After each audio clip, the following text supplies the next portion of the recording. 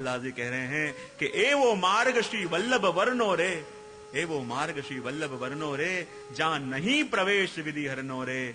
विधि यानी जिसका कार्य है लेख लिखना, भाग्य के लेख लिखना और जीव का नाश करना, हर यानी जीव का समापन करना। लेकिन जब जीव प्रभु के शरणागत होता है तो इन सभी की पहुंच से जीव ऊंचा उठ जाता है। क्या दशा जीव की हो जाती है? तेने काल धर्म नव बांधे रे, काल धर्म नव बांधे रे। कौन से जीव को?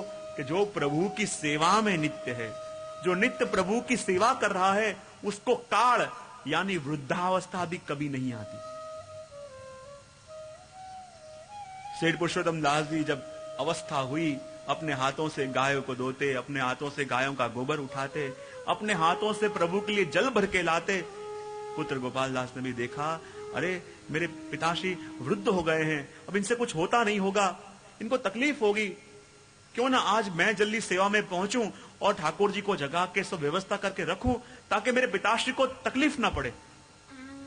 और जब ये सोच के जल्दी अप्रस करने गए, सेठ पुरुषोत्तम दास जी ने विचार कर लिया, उनको ख्याल आ गया कि आज इसके मन में ये भाव आया है कि मैं वृद्ध हो गया हूं, प्रभु की सेवा नहीं कर पाऊंगा। और जहां अप्रस करने गए और कहते हैं सेठ पुरुषोत्तम दास प्रभु की सेवा में पहुंच गए और उन्होंने अपने देह को 20 वर्ष का लड़का जैसा युवान होता है बराबर ऐसे ही स्वरूप में गोपाल दास जी को दर्शन करवाए।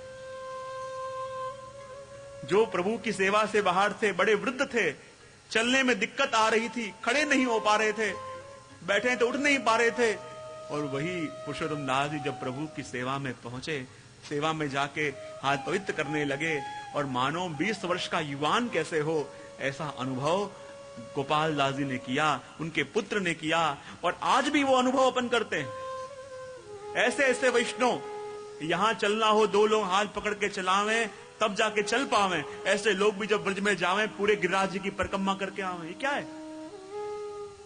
ये कौन सी वस्तु है जो सामर्थ्य देती है? तेने काल धर्म नव बांधे रे, यम ते शिर धनुष न साधे रे, एवो मार्ग श्री वल्लभ वर्णो रे, जहां नहीं प्रवेश विधि हरनो रे। ऐसा मार्ग श्री वल्लभ वर का है, ऐसा मार्ग श्री वल्लभ प्रभु का है। इस पथ के ऊपर जो चले उसको काल कभी बाधा नहीं पहुंचाता, काल उसके जीवन में कभी अटका नहीं सकता, उसके गत जन्म के कर्म भी उसे बाधा नहीं पहुंचाते जो इस वल्लभ के पथ पे जो आ गया हो। यमते श्री धनुष ना साधे रे।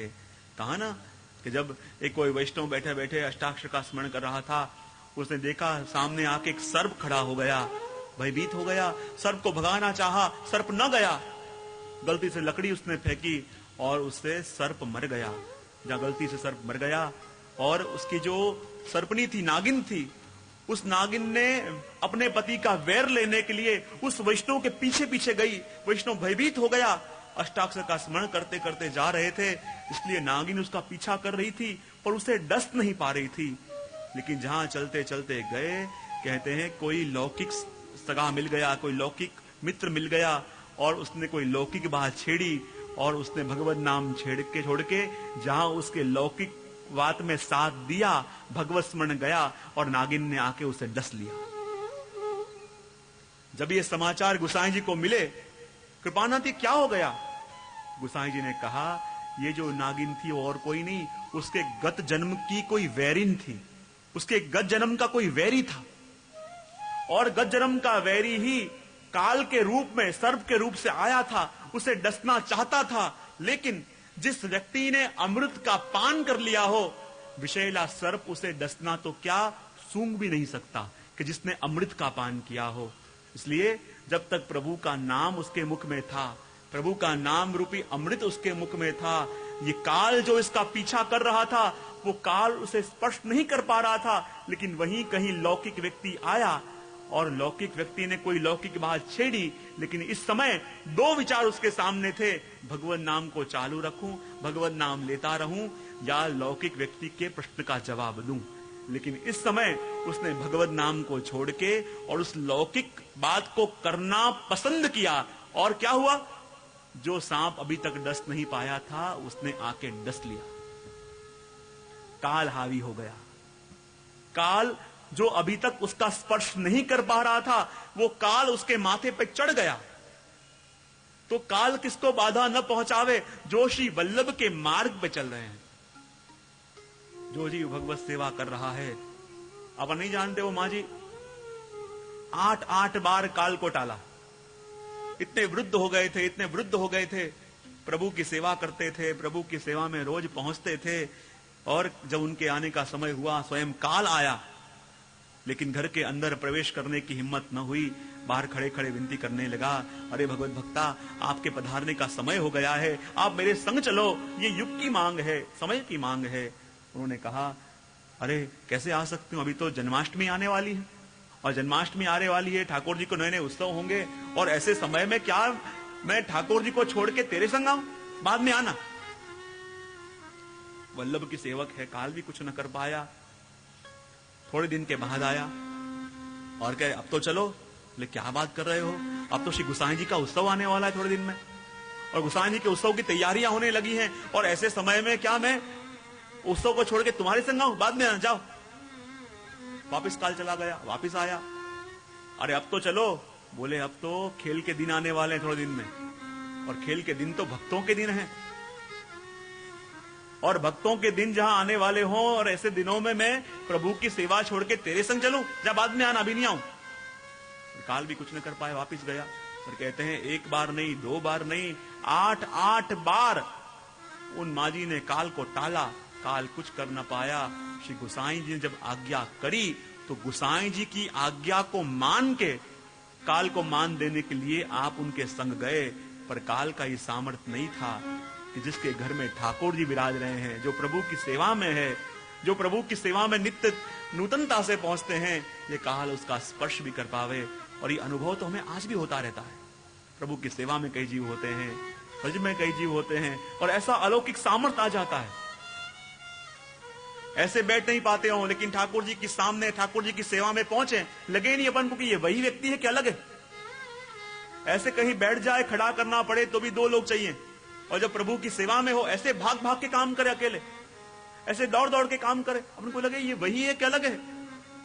व्यक्ति तो वही है, पर जिस समय अभी उसने अमृत का पान किया हुआ है, अमृत का पान किया हुआ है, इसलिए वो काल रूपी सर्प आता तो है, पर अमृत का पान किए हुए को जैसे वो डस न पावे, बाहर खड़ा खड़ा दर्शन कर रहा है, लेकिन उसका स्पर्श नहीं कर पा रहा।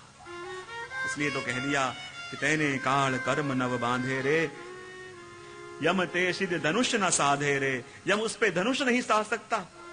ए वो मार्ग श्री वल्लभ वर्णो रे, जहां नहीं प्रवेश विधि हरनो ने।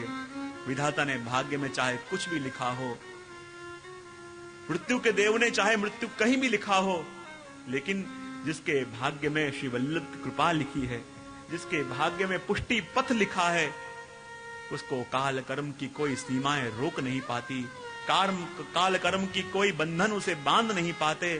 विचार करो, माधवदास सती रहते थे काबुल के अंदर, काबुल में रहते थे, और वहां भी श्रीनाथ जी उनको नित्य दर्शन देते। विचार करो, एक वो जीव हैं कि जो भाग भाग के प्रभु के दर्शन करने जाते हैं, पर प्रभु शायद देना नहीं चाहते होंगे, ऐसे लीला करते हैं, ऐसे भीड़ में खो जाते हैं। जिसको करने की इच्छा नहीं थी, वो एक धक्के से आगे आ गया, उसको दर्शन हो गया, और जो करने के लिए तेज भाग के आया था, वो धक्के से साइड में गया। प्रभु जिसको दर्शन देना चाहें, उसको ही दर्शन दें। चाहे अपन विचार करें कि उड़ के जल्दी भाग जाएं, जगह रोक लें, उसको दर्शन नहीं मिलेंगे, वो सिर्फ सजावट देख के आ जाएंगे। इसलिए पूछा कि ठाकुर जी के आसपास इतनी भव्य सजावट क्यों की जाती है, ठाकुर जी के आसपास इतना वैभव रखा क्यों जाता है। इसलिए महाप्रभु जी ने कहा, हमारे प्रभु तो हमारे प्रेष्ठ हैं, हमारे प्रभु तो हमारे सर्वस्व हैं, और ठाकुर जी के आसपास इतना वैभव रखें इसलिए क्योंकि प्रवाही और मर्यादा सृष्टि तो आसपास के वैभव को देख के ही दर्शन मान के चली जाए, पर जो देवी जीव हो, उनकी दृष्टि ही प्रभु के मुखारविंद तक पहुंच पावे।